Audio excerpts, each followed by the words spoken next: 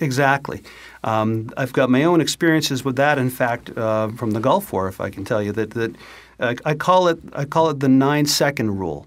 When I was being trained with the Marine Corps, we were trained to put our gas masks on in 9 seconds or we die. So we were very well trained in that. And when I was in Kuwait during the Gulf War, somebody called the gas alarm. And we didn't know. It turns out after the fact that it was a false alarm. But we didn't know that when they called the alarm. And so in less than 9 seconds, I put on my gas mask. And then I clicked into the other part of my work, which was doing a neurological assessment for all the Marines. And I got through this, and time went by very, in a weird way. It's a very surreal memory when I think about it.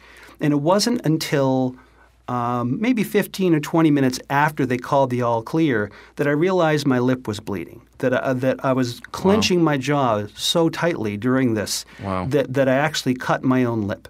But I didn't know that. And then I realized that's when I started to shake a little bit, and that's when the parasympathetic nervous system kicked in and tried to calm me down a little bit. My brain automatically filtered out information that was not useful to keep me alive and to keep me safe. Yeah. And if it's not too personal question, did you go on to have post-traumatic kinds of symptoms from that incident? No, because it wasn't an immediate threat. It was a cerebral one. I thought I was unsafe. There was no obvious thing. There was no thing I could look at or listen to or touch or point to that said this is the thing that might kill me. It was what I understood the world to be about. Yeah, so that's probably a very important point. I mean, people who have PTSD or develop PTSD, the response to a trauma is a kind of helplessness, a kind of horror to an event, that they are horrified in a way, and that there is no logic really to kind of explain in the moment. Exactly. In fact, all trauma, no matter what it is, whether it's a car accident or a mugging or an assault, all trauma at the core of it is a violent removal of power. A person is disempowered in that moment. No matter what happened, it's that powerlessness that our brain does not handle. So when you do the eye movement desensitization and reprocessing, the EMDR, you are re-empowering somebody.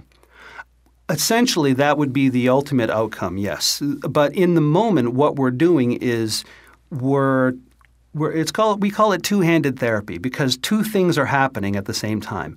On the one hand, we're bolstering their natural strengths. We're training them to do the self-soothing and the breathing exercises and whatnot, and other things like guided imagery and such, and that's part of it. The other thing that we're doing is that we're kind of hand cranking the engine, so to speak, when it comes to recalling the traumatic information. We want that information, and we want it in its purest form. We want it as much as possible, because the more information we elicit from the client while we've cued them to be able to handle it, the better off they're going to be, the quicker the processing is going to happen. Can you give us an example of, can you tell us about a patient in general terms that you've treated, what they were coming for, doing the EMDR, what did they look like during the process, and then what was the outcome? Absolutely. One pretty standard complaint that I hear from clients is panic attacks in public places, grocery stores, Walmart, Target, big box stores like that. And that's the thing that gets them into therapy because they're just not handling it and they're having panic attacks. So they'll come in with that as the complaint. I recognize that as likely a symptom of some sense of PTSD, so I'll do my assessment. I'll ask them about a trauma history.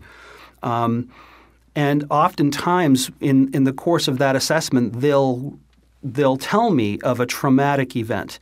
And it's almost like it's the second thing they want to talk about. The big thing is what's going on in the grocery store and the fact that the person was, raped when they were 20. Well, that's in the past. But in my assessment, I'll show them that their emotional reactions to that event that might have happened decades prior, that they are identical to the emotional reactions happening in Walmart today. That's the float back part that I mentioned earlier, that it's not what's going on in Walmart. Walmart's completely safe. It's the emotional stuff that's been encoded in their brain from the first assault. So we'll target that maybe. And so once we do the resource building and the grounding skills and stuff, and we get into the eye movement, what we call the desensitization phase, where we're cueing them up and we're trying to soothe them as we're getting them cued up, it gets very, very confusing for them, because any event that happened in their entire life that caused them to feel that unsafe, to feel that insecure or disempowered, will come up.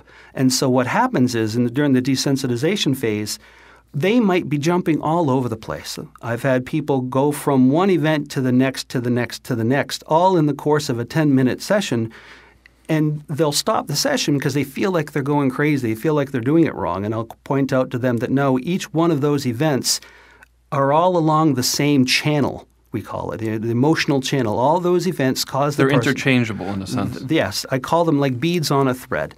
And this is while you've got these vibrating things in both hands for them? Exactly. Right.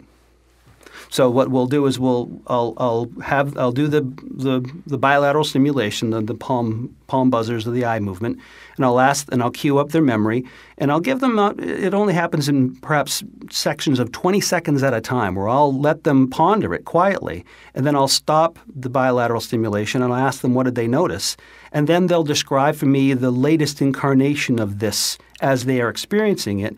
And then I'll do the other part of it, which is, how are you doing? Notice your body, notice your heart rate, calm yourself down, and then we'll go back into the trauma again, and I'll just let them lead me. So you bring them back to the present very quickly. I mean, only 20 seconds you're doing this, and then? Ultimately the goal is that they never leave the present, that we want the trauma to come to us. Mm-hmm. What happens when somebody has a flashback is they go to the trauma. They go to the place in their brain where that event is stored, and there's no healing there. If we bring the trauma into the present where we are, that's where the healing can happen. And so the goal is to keep them here. That's always the first priority, is keep them present. So it's a kind of mastery over the past. Exactly. And can you now? Here's a question.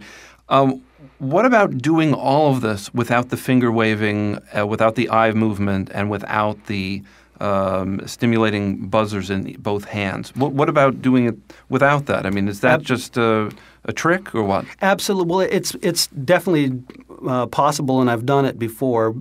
The whole purpose of doing the bilateral stimulation is to retrain your brain to process this heavy information. But if the person already has skills, if they already have that ability, and oftentimes I only need to even do the bilateral stimulation for a couple of sets, and they'll kind of take over. Our brains have what we call a natural adaptive process. We get over stuff. We do it automatically, just not when it comes to traumatic information. So we just need to remind the brain how to do this. So this individual that you've treated with EMDR, it happens after one session, after multiple sessions? It would take probably, I would say, 3 sessions for a single event trauma. I'll be clear, I'm talking about the reprocessing part, the part where I'm waving my finger. 3 to 6 sessions for a single event. For more complex trauma, it could take longer, but the person will start experiencing changes in how they perceive and how they feel almost immediately.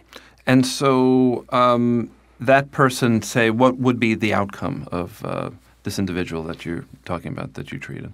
Well, they would stop having panic attacks. They would start recognizing what the triggers are and see them coming. They'll know that going into target, it's feeling the confined nature of having the shelves around them. They'll notice that that's what they're feeling. And before they couldn't recognize that. They might not be able to, right. And, it's incredible.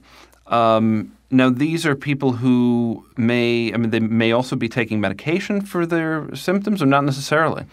They might be taking some sort of anti-anxiety medication. Oftentimes there's a lot of what we call